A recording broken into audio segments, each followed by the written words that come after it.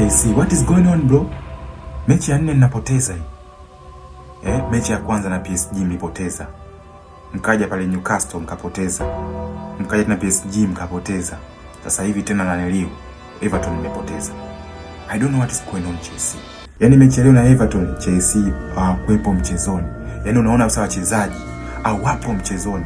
Just imagine unashambulia unaenda kwenye goli la Everton. Wanapoteza mpira badala ya kurudi nyuma, wao wana relax. They are very comfortable. Yaani kama vile wapo vacation fulani hivi, Maldives hivi, Dubai.